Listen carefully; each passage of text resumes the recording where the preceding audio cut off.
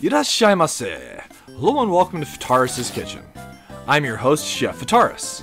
It's time once again for Shoot 'em Up Saturday, and on the menu this Saturday we have Gunlord X, the enhanced Nintendo Switch port of Gunlord. What kind of taste will it have? Let's get cooking and find out. Right off the bat, I'm going to tell you that Gunlord X's taste is exquisite. If you don't already have this game and you own a Nintendo Switch, you owe yourself to get it, especially if you're a fan of run and gun or exploration platformers. This is one that you should have in your collection. Developed and released by the NG dev team, Gunlord X is an enhanced version of the original Gunlord, which released for the Neo Geo and the Dreamcast back in 2012. The game itself is a Euro-style platformer in the vein of titles like Turrican. So if you like that kind of title, like I said, this is one that you should definitely have in your collection. So diving into the menu itself, we have the ability to start the game, but we also have a couple options for controls, and we'll take a quick look at that. There are two presets, so there's the original classic preset, and then the modern preset, which is gives it more of a twin stick vibe, and it's a really neat mode to use. Just don't start learning the game in one and then switch to the other, it'll get confusing for you. That's just, I did that, bad idea. You also have the ability to go and change some of the settings for the screens. Things have kind of been enhanced for the 16:9 ratio, which is really nice, and also accomplishments. So the game itself has certain collectibles that you're getting in all the stages, and you can also go and see your completion times as well. So if you're looking to go and speed run the entire game or certain stages, that option is really there, and it's something that's really awesome to be able to see and work towards. Starting the game itself, we actually load up the emulation of the original title itself. So you've got your open cutscene here with our hero that we play, Gordian Gaiden, the Gunlord.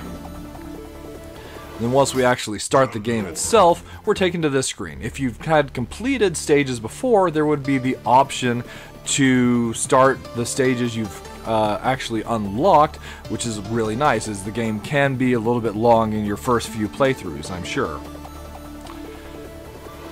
So skipping past the story itself, we'll get right into the game itself. Here we have our character Gunlord, and we're moving around on the Holy Mountain, stage 1. So as I mentioned, this is an exploration platformer, so you definitely want to kind of explore every direction, every nook and cranny you can if you're looking to get everything. We have the ability, of course, to move around, and then we have quite a few attack options as well. So in these little platforms here, we can go and get special weapons and other power-ups out of. There are 4 main guns we have. There's the one that we started with, the Spread, which I'm sure we'll go and get again. This one here, the Bounce Blaster, and there's also the Phoenix, which is my favorite, and it's also the most powerful of the 3, but depending on what you're trying to do for utility, you'll want to go and try and pick the best weapon you can for the particular area you're in.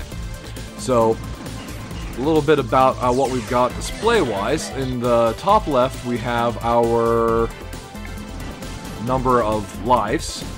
Then we also have the number of super waves that we have. Super waves is another really useful attack we have that goes and sends out a wave that will usually clear enemy shots as well as deal damage to all the enemies around us. And this is like, this is a super wave. But we only have a limited number of them based off of the pickups that we've got. It does start in 2, so that's something to keep in mind. There's a big diamond. It's not something that we're actually looking to collect. So in the bottom left, we see the number of small diamonds and then big diamonds in each stage. If you collect all the big diamonds in a stage, you will unlock additional continues. Oh yay, we picked up one of the super weapons. So this is like the power shot, the missile one in particular. It deals a lot of damage and sends out shrapnel once it explodes. But it's not as good as the other power shot that we can go and get. Actually, there are 2 other power shots that we can get, and there's one that I am a particular fan of. In the bottom middle of the screen, we have our power meter there. So you might have noticed I'm rolling around. That's one of the things that can potentially use our power meter. The other is our snake beam here. which, especially if you're using the twin stick mode, but also if you're just playing the game in the classic mode, you would use your right stick to control, and you can go and swing that around in 360 degrees, and it actually deals quite a bit of damage, but it does go and drain that meter really fast, so you do have to watch out for that. Let's see if I can make this jump. In the bottom right, we have our time display. The top time is the current stage. The time below that is the current length of our run. And in the top right, we have our life. So you can take 3 hits before you go and lose a life, and then you're set back to a checkpoint. But the checkpoints are generously distributed, so it's generally not going to set you back too far. So that's what we have as far as the HUD setup. So as we're moving through the stages, we're looking to go and find items, power-ups, and there are some really useful ones. So the power-ups that have an exclamation mark in them, those are our life-ups. And like these platformers here, if you go and shoot them, we'll get guns. Ah, nice, the Phoenix. So this is my favorite of our main shots that we have. This S here will give us a shield, and those give us invulnerability for a set amount of time. They will eventually wear out, but we can get certain places using them. And that's kind of the basics for the movement and all the various options and power-ups that we have. So the stages themselves are usually set up in these like giant sprawling, well, like stages that loop around in interesting ways. So there's these helpful arrows all over the place that kind of point us in the right direction, but where it's this giant stage to explore, there's not always going to go and be just the one option for how to get through all the stages. So you might want to possibly do a little bit of exploration yourself. If it looks like there could go and be something in that direction, chances are there is something in that direction. It'd be worth your your time to explore. Oops. There are situations like that where you'll go and take a fall, but the game's pretty generous in allowing you to be able to get back to where you once were. Being able to use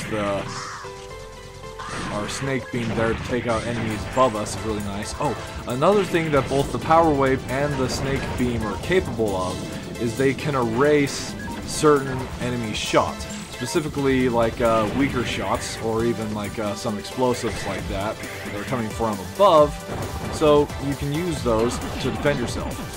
Here we've got the homing power shot.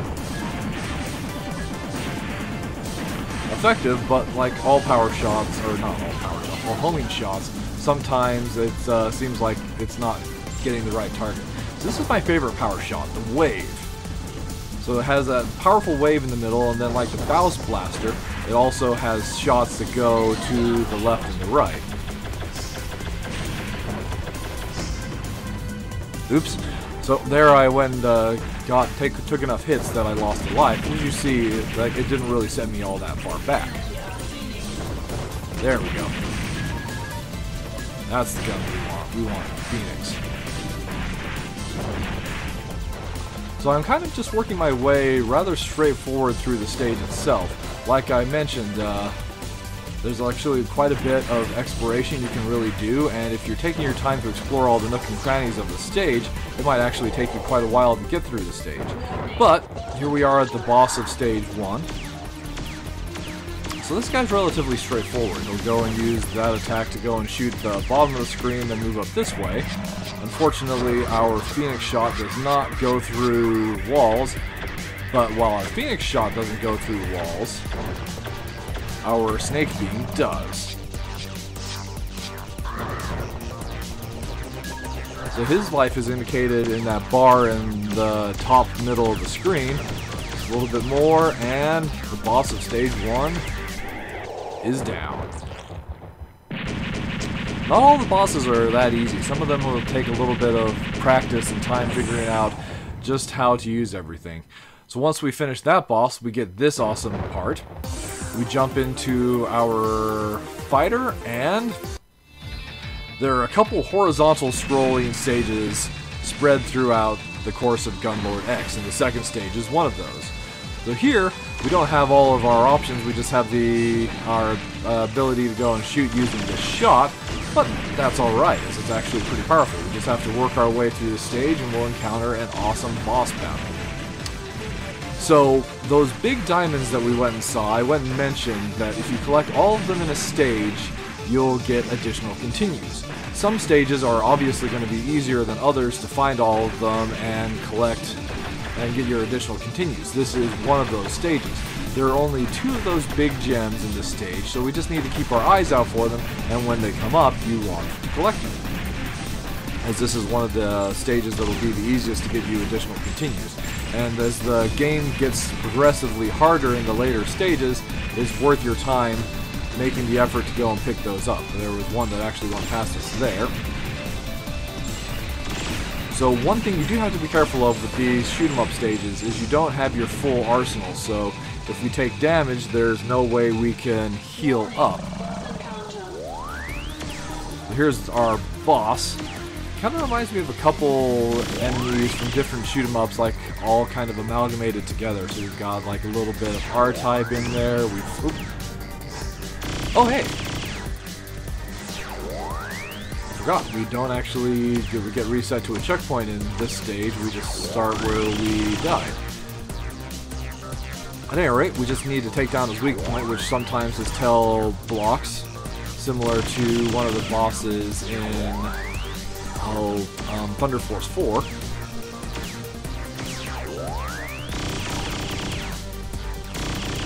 Boys, some of these awesome shot patterns.